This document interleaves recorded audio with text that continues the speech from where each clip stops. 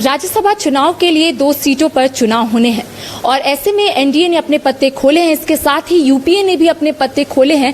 सरफराज अहमद को आगे किया है और राज्यसभा उम्मीदवार सरफराज अहमद ने नामांकन पत्र भी दाखिल कर दिया है। आज इस वक्त बातचीत करने के लिए हमारे साथ खुद सरफराज अहमद मौजूद है। बातचीत करेंगे और इनसे जानेंगे कि पार्टी ने आप पर भरोसा दिखाया है, किस तरीके से खरा उतरना है, प्राथमिकताएं क्या रहेगी आपकी। देखिए, मैं आपके माध्यम से अपने दल का नेता हेमंत सोरेन जी को, माननीय गुरु जी को और मैडम कल्पना जी को, गठबंधन दल के हमारे जो साथी सहयोगी कांग्रेस पार्टी, माले, आरजेडी, सबको मैं बहुत धन्यवाद देता हूं कि उन लोगों ने मुझे इस लायक समझा राज्यसभा के लिए मुझे पर्चा भरवाया है और जिसकी पूरी प्रतिक्रिया 14 तारीख को पूरी हो जाएगी। निश्चित रूप से मैं पहले से भी जब मौका मिला पार्टी के द्वारा जो काम मिला है, मैंने उसको बड़ी मुस्तैदी से निभाया है और बिल्कुल आप आने वाले दिनों में देखिएगा कि मैं जो जिम्मेदारी मुझे दी गई है मैं बिल्कुल उसमें खरा उतरूंगा। संशय जो है काफ़ी बरकरार था। ऐसे में ये भी कहा जा रहा था कि कई लोग रेस में हैं, लेकिन आपका नाम सबसे ऊपर आ रहा था और ये भी माना जा रहा था कि आपको पार्टी ने वादा किया था कि आपको राज्यसभा भेजेंगे। तो क्या आपके मन में ये सवाल था कि अगर नहीं भेजेंगे तो?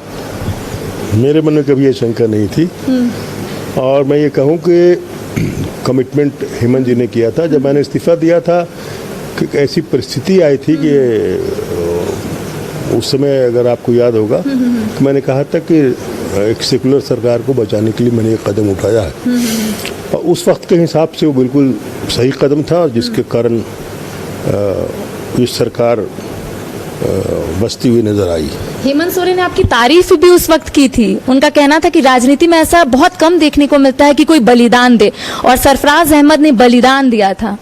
नहीं, कोई बलिदान की बात नहीं है। एक जिम्मेदार व्यक्ति की जो जिम्मेदारी हमारी थी वो मैंने निभाई थी और जो बातें थी उभर के सब आई थी। निश्चित रूप से ये तो उनके ऊपर था कि मेरे को कहीं एडजस्ट करें, कुछ जिम्मेदारी मिले और उन्होंने उसको पूरा किया। उन्होंने जिम्मेदारी जो मुझे दी है, कमिटमेंट जो किया था उसको उन्होंने पूरा किया और ये समय आने वाला समय बताएगा कि मैं खरा उतरता हूँ कि क्या होता है। सरफराज जी, आप पहले ऐसे व्यक्ति हैं जिन्होंने विधानसभा भी देखा, लोकसभा भी देखा, अब राज्यसभा भी देखेंगे, तो कितनी बड़ी खुशी है और किस तरीके से आगे रोड मैप? बिहार में 4 हाउस मैंने देखा। ये अच्छी खुशी की बात है। मुझे तो उतना बहुत ध्यान भी नहीं रहा क्योंकि समय समय पर पहले मैं 80 में MLA बना, फिर मैं मिनिस्टर बना बिहार में, बिहार झारखंड जब एक था, फिर मैं लोकसभा चला गया 84-85 से लेकर 90 तक। AICC में मैंने 11 साल काम किया, ऑल इंडिया कांग्रेस कमेटी में राजीव जी कह रहा था, उनके साथ मैंने काम किया।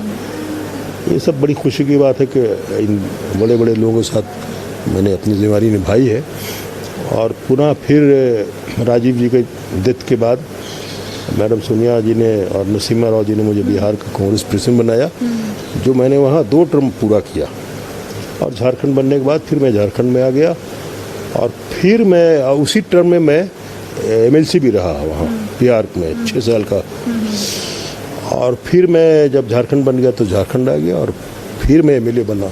तो ये सिलसिला चलता रहा है और आज मुझे राज्यसभा के लिए नामांकन भरने के लिए कहा गया, जो मैंने भर दिया और जिसकी पूरी प्रतिक्रिया परसों पूरी हो जाएगी। निश्चित रूप से एक अच्छी बात है कि ऊपर वाले ने, अल्लाह ने, ईश्वर ने उनकी कृपा रही कि उन लोगों ने मुझे ये मौका दिया और मैं जहाँ भी रहा हूँ, जब भी रहा हूँ, अपने लोगों की सेवा, मैंने अपने राज्य की, जो मैं जहाँ रहता हूँ, अपने ज़िले की और अपने क्षेत्र जहाँ से मेरा चुनाव क्षेत्र, मैंने कभी चुनाव क्षेत्र बदला नहीं। मैं जीता भी वहीं से, हारा भी वहीं से और मैंने क्षेत्र बदला नहीं।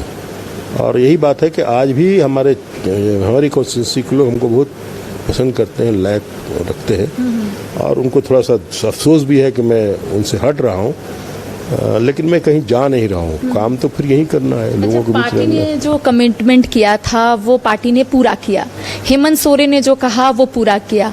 इस क्षण में कितना मिस कर रहे हैं हेमंत सोरेन को, क्योंकि अभी वो हमारे बीच नहीं है, जेल में है, कितना मिस कर रहे हैं? क्या उनसे मुलाकात करने के लिए आज जाइएगा? मिस तो मैं बहुत कर रहा हूँ और हर पल हर क्षण, और आज वो रहते नॉमिनेशन में साथ रहते तो कुछ बात ही और होती, लेकिन चलिए ऐसी परिस्थिति है। निश्चित रूप से जीतने के बाद मैं प्रयास करूंगा कि जो समय निर्धारित है मिलने का, मैं कोशिश करूंगा उनसे मिलने के लिए, मिलकर खुद मैं धन्यवाद देना चाहूँगा। अब आप सांसद के तौर पर लोगों के सामने होंगे, कई ऐसे ज्वलंत मुद्दे हैं झारखंड के, कैसे रखिएगा दिल्ली में, कैसे रखिएगा संसद में, ताकि झारखंड का भला हो सके, ताकि झारखंड जो है विकास की ओर बढ़े, गति मिले झारखंड को? निश्चित रूप से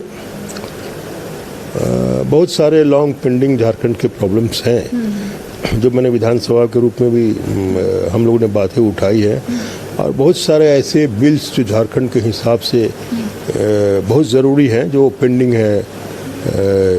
कुछ माननीय राज्यपाल महोदय के यहाँ पेंडिंग है और कुछ केंद्र सरकार में जिसको सहमति केंद्र सरकार को देनी है। इन सब मुद्दों को निश्चित रूप से मैं उठाऊंगा राज्यसभा में, और झारखंड का जो सेस रॉयल्टी का पैसा, जीएसटी का पैसा, जिसकी चर्चा बार बार हेमंत जी और अपने चंपे बाबू कहते रहे हैं कि अगर वो पैसा जो बकाया पैसा भारत सरकार के अधीन हमारा है वो हमको मिल जाए तो फिर हमको किसी के सामने हाथ फैलाने की ज़रूरत नहीं पड़ेगी। उससे यहाँ की बेरोज़गारी दूर होगी, यहाँ उद्योग धंधे, कल कारखाने, रोड, बिजली, पानी की व्यवस्था होगी।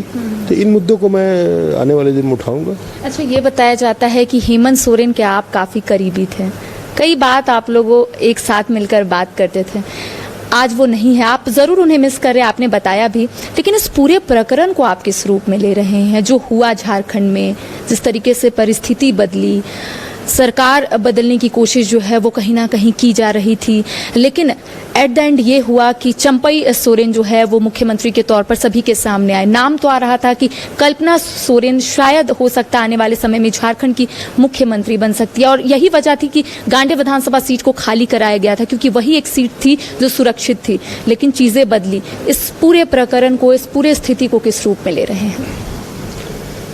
देखिए, आपने ठीक ही पूरा घटनाक्रम आपने बता ही दिया लोगों के सामने, और सही वक्त पे सही निर्णय लिया गया, आप समझ लीजिए। और अच्छा ही निर्णय हेमंत जी ने लिया कि चंपे बाबू को का नाम उन्होंने बताया अपने विधायकों को, और सब लोगों ने तुरंत मान लिया, और कहीं पर इफ एंड बट नहीं थी। और भी बातें थी कि चूँकि कल्पना जी बन जाती, मान लीजिए उनका नाम आगे बढ़ाते, तो फिर कहा जाता कि ये तो एमएलए है नहीं, कहाँ से चुन के आएंगी। और ये भी हो सकता कहा जाता कि अभी अधिसूचना भी जारी नहीं हुई है, तो हो सकता है कि उनकी एक्सेसिबिलिटी नहीं होती गवर्नर साहब के द्वारा। इसीलिए उस सब चीज़ों को अवॉइड करने के लिए चंपे बाबू जो सीनियर माउस थे और हेमंत जी के काफ़ी करीबी रहे, तो उनका नाम पेश किया गया। मतलब पार्टी ने रिस्क नहीं लिया, कहीं पर रिस्क नहीं लिया। कहीं पर आप तो पूरे घटनाक्रम को देख ही रही थी, जो हालात गुजरे थे, किस किस तरह से, जैसे पिक्चर वगैरह में दिखाया जाता है कि मिलने गए तो मिलने नहीं दिया जा रहा है, और फिर वो दूसरी सरकार बनाने की पेशकश की जा रही है, उस पर एक्सेप्ट नहीं हो रहा है। बिहार में 4 घंटे के अंदर दूसरी सरकार बदल गई, और हम लोग को 24 घंटे के 48 घंटे के बाद फिर न्योता मिला है। ये तो पूरा इतिहास भूगोल तो बताने की ज़रूरत नहीं है। तो इसीलिए हम लोगों ने अपने तरफ से कहीं भी रिस्क लेने की कोशिश नहीं की। उसके बावजूद देखिए कितना डिले हुआ। 12 बजे रात को खबर आया कि आप लोग कल 11 बजे आके सरकार बनाइए आकर। वो भी जब बिहार की बात सामने आई कि नीतीश कुमार को न्योता मिल गया, तो चंपई सोरेन को क्यों नहीं मिल रहा है? और फिर एक एक एमएलए जो ये लोग कहते थे कि इनके एमएलए टूट जाएंगे, और कोशिश भी हुई नहीं हुई, ये सारी बातें। फिर एक एक एमएलए का बाइट लेकर के सारी लिस्ट आप लोगों ने देखा होगा, वो फोटो सबको भेजा गया, हाथ उठा करके नंबर गिनती करवा करके 47 नंबर हुए थे हमारे, है ना। तो निश्चित रूप से अब, और सुप्रीम कोर्ट का ही फैसला है, जजमेंट है सुप्रीम कोर्ट का, कि अगर कोई सरकार बहुमत में है और बढ़ाना चाहती है तो उसको मौका मिलना चाहिए और वो असेंबली में अपना स्ट्रेंथ शो करे। अच्छा, सरफराज अहमद के कानों में जब ये बात आई कि आपको अब वहाँ का सीट जो है वो छोड़ना होगा, सरफराज अहमद के दिमाग में क्या आया उस वक्त? क्योंकि सभी लोग जानने की कोशिश कर रहे हैं कि आखिर सरफराज अहमद का रिएक्शन क्या था। अगर हेमंत सोरेन उन्हें कहे हैं कि आपको वो सीट छोड़नी होगी, आने वाले समय में अगर परिस्थिति बदलती है तो वहीं से हम लोग लड़वाएंगे चुनाव, तो आपका रिएक्शन क्या था उस वक्त? देखिए, इन सब चीज़ों में देर नहीं करना चाहिए। मैंने 1 मिनट में फैसला ले लिया, बिल्कुल मैंने देर नहीं किया। उन्होंने बताया कि ऐसी ऐसी परिस्थितियां हैं, क्या किया जाए। 1 मिनट नहीं लगा, मैंने कहा मैं तैयार हूँ, जो फैसला आप लेना लीजिए। इफ एंड बट नहीं, क्योंकि इंडिविजुअल मान लीजिए हमसे ज़्यादा तो एक सेकुलर सरकार झारखंड में बनी रहे उसकी ज़रूरत ज़्यादा थी। और यही बात बाद में जाकर मैं अपने लोगों को समझाया। हमारे क्षेत्र के लोगों जब परेशान थे कि हमारे विधायक जी ने क्या किया, बीच में छोड़ के हमको जा रहे हैं, तरह तरह की बातें आने लगी। कुछ हमारे विरोधी लोगों ने उन लोगों को बहकाने की कोशिश भी की, लेकिन जब मैं इसको संभाल करके फिर मैं अपने क्षेत्र गया तो मैंने बताया लोगों को कि हमारी इंडिविजुअल रहना जरूरी है या पूरी सरकार, एक सेकुलर सरकार झारखंड में बच जाए, ये जरूरी है। सवाल तो ये भी उठ रहा था क्योंकि ऐसे सिचुएशन में ना कई लोग कई तरह की बातें बोलते हैं। कई लोग ये बोल रहे थे कि झारखंड मुक्ति मोर्चा की ओर से उन्हें दबाव मिला, जिस वजह से सरफराज अहमद ने इस्तीफा दिया। इफ बट का सिचुएशन अगर क्रिएट होता, इस वजह से उस सीट को खाली कराया गया क्योंकि गांडेय विधानसभा सीट सबसे सुरक्षित है। और ऐसे में अगर कल्पना सोरेन का नाम सामने आता तो शायद आने वाले समय में कल्पना सोरेन गांडेय विधानसभा सीट से चुनाव लड़ती। हालांकि समय कम था, लेकिन कई सवाल उठ रहे थे, दबाव है, ये है, वो है, तो क्या ऐसा था क्या? बिल्कुल हमारे ऊपर कोई दबाव नहीं था और जो भी फैसला हुआ वो हमारे मर्जी से हुआ है, हमारी इच्छा से हुआ है। किसी तरह का दबाव पार्टी की ओर से, नेता की ओर से नहीं था। लेकिन कहा जाता है ना, अंत भला तो सब भला। चलिए, जो भगवान ईश्वर अल्लाह करता है वो सब ठीक करता है। और आज भी मैं कहता हूँ, अब देखिए हिसाब से तो 1 साल से अधिक समय बचा हुआ था। 1 साल 5 दिन था जब मैंने इस्तीफा दिया था। तो एज पर कॉन्स्टिट्यूशन तो इलेक्शन बाय इलेक्शन होना चाहिए, लेकिन अभी तक नोटिफिकेशन नहीं हुआ। अब देखिए लोकसभा का नोटिफिकेशन के साथ उसको करते हैं कि नहीं करते मैं नहीं जानता हूँ, लेकिन जब भी होगा तो मैं कल्पना जी को वहाँ से लड़वाने की कोशिश करूँगा। आप गांडेय विधानसभा से? देखिए, सक्रिय राजनीति की ने शुरुआत तो कर ली है कल्पना सोरेन। सक्रिय राजनीति की शुरुआत उन्होंने की है गिरिडीह से, और जिस तरीके से उन्होंने वहां पर अपनी बातों को रखा है, आपने देखा होगा कि जब प्रधानमंत्री नरेंद्र मोदी धनबाद पहुंचे थे तब उनका कहना था कि यहाँ जितनी भी नारे लग रहे जेल तक पहुंचनी चाहिए। और इसी तरीके से और इसी स्टार्टिंग से उन्होंने अपनी जो सभा है उसकी शुरुआत की थी। उनका कहना था कि यहाँ जितने भी नारे लग रहे, जितना भी स्नेह और प्यार मिल रहा है, जेल तक पहुंचनी चाहिए। तो कहीं ना कहीं उनके अंदर भी बहुत सारे फ्रस्ट्रेशन है जो धीरे धीरे करके निकल रहा है। तो इसको किस रूप में ले रहे हैं कल्पना सोरेन? अब एक एक स्टेप जो है आगे बढ़ रही हैं। देखिए, कल्पना जी को गिरिडीह की धरती पर हम लोगों ने लॉन्च कराया और अच्छा उनका रिप्रेजेंटेशन हुआ और बहुत अच्छी बातें उन्होंने कही और काफ़ी बड़ी भीड़ थी, बहुत बड़ी भीड़ थी। 1 इंच जगह खाली नहीं था और मैंने ही उनको इन्विटेशन वहीं से दे दिया कि मैं तो 31 दिसंबर को ही मैंने इनको अपनी सीट छोड़ दी थी इनके लिए। और मीटिंग में बहुत अच्छी बात। अब रही बात मोदी जी की, तो मोदी जी को तो देश के प्रधानमंत्री हैं विथ ऑल ड्यू रिस्पेक्ट, लेकिन बहुत सी बातें वो ऐसी करते हैं जो एक प्रधानमंत्री को शोभा नहीं देती है। उनका कहना था कि झारखंड भ्रष्टाचार प्रिवेलेंट है, यानी कि भ्रष्टाचार जो है झारखंड में कूट कूट कर भरा हुआ है। हर एक राजनेता जो है भ्रष्टाचार से लिप्त है। उनका यही कहना था कि जिस तरीके से हेमंत सोरेन जेल में गए हैं तो कहीं ना कहीं जमीन घोटाले के मामले में वो जेल में गए। कई बातों का उन्होंने जिक्र किया था। तो इसको महागठबंधन की सरकार किस रूप में ले रही है? क्या ऐसा चैलेंज ले रहे हैं आप लोग इसको? देखिए, ऐसा है ना, भ्रष्टाचार वो अपने लोगों के लिए कह रहे थे कि हमारे लोगों के लिए कह रहे थे, क्योंकि झारखंड में जब से झारखंड बना है अधिकांश समय तो उनकी ही सरकार रही है कि नहीं। और भ्रष्टाचार अगर है तो केवल नन बीजेपी स्टेट्स के अंदर है, ये पूरे हिंदुस्तान में है, या उनके यहाँ जो गया वो सब दो पोछा के सब ठीक होके निकल गए? और इतने जो पुराने जो आज उनके साथ है, जो उनके साथ जब नहीं थे, इनके यहाँ भी तो बहुत सारे रेड हुए थे, फलाने हुए थे। महाराष्ट्र में आप गिनती कीजिए, आसाम में, वो सब कहाँ गए वो सब? मतलब जो जाता है बीजेपी में वॉशिंग मशीन से धुलकर साफ हो जाता है। तो आप लोगों ने कहा है तो मैं उस बात को दोहरा रहा हूँ। लेकिन देखिए, प्रधानमंत्री की जो गरिमा होती है उसको तो जो भी प्रधानमंत्री है उसको बरकरार रखनी चाहिए। और अच्छा नहीं लगता है कि छोटी बात बड़े लोगों के मुंह से निकले, है ना। क्योंकि ये पूरा हिंदुस्तान नहीं बल्कि पूरा दुनिया देख रहा है। और हमारा इमेज तो भारत एक मजबूत देश है और आने वाले दिनों में मजबूत रहेगा, इसमें कोई दो राय नहीं है। तो अपनी इमेज हमको ऐसी देनी चाहिए कि लोग इसको माने, स्वीकार करें, रखें। अच्छा, एक आखिरी सवाल रहेगा मेरा, क्योंकि झारखंड में 1932 खतियान के आधार पर स्थानीय नीति का विधेयक हेमंत सोरेन ने सर्वसम्मति से पारित किया था, राजभवन भेजा था। हाँ, आप भी मौजूद थे। और उसे केंद्र सरकार तक पहुंचाने की एक छोटी सी कोशिश थी ताकि लागू हो जाए और यहाँ के लोगों को फायदा मिले। इस तरीके से कई ऐसे विधेयक हैं जो लटके हुए हैं। 4 विधेयक को आप लोगों ने भेजा था, चारों विधेयक अभी एज इट इज है, ना उसका झारखंड वासी लाभ ले पा रहे हैं, ना आप लोग इस दिशा में कुछ पहल करने को लेकर कुछ बोल रहे हैं। हालांकि आप लोगों ने अभी पत्र लिखा था राष्ट्रपति के सचिव को, आप लोगों ने कहा था कि समय दीजिए, हम आएंगे। हाँ, हम आएंगे और जो भी समस्या है आपके समक्ष रखेंगे। क्या इस दिशा में कुछ पहल हुई है? देखिए, डेमोक्रेसी में आप अपनी बात रख ही सकते हैं ना।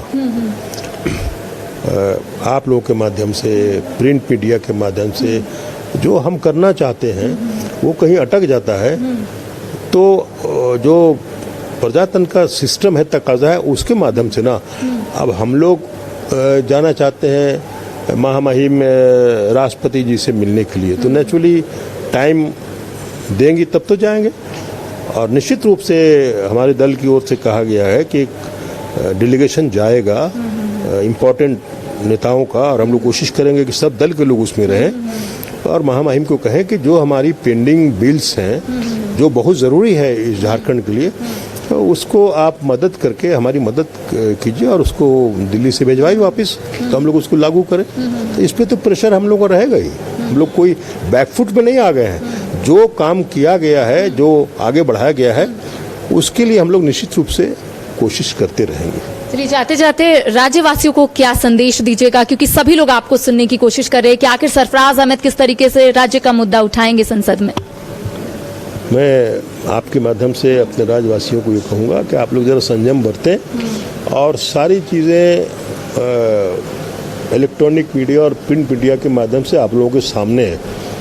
अब आने वाले दिनों में आपको बहुत बड़े फैसले करने हैं 2024 में, वो आप सब चीज़ को परखते हुए और जो इस राज्य के लिए अच्छा हो वो फैसला आप लीजिए।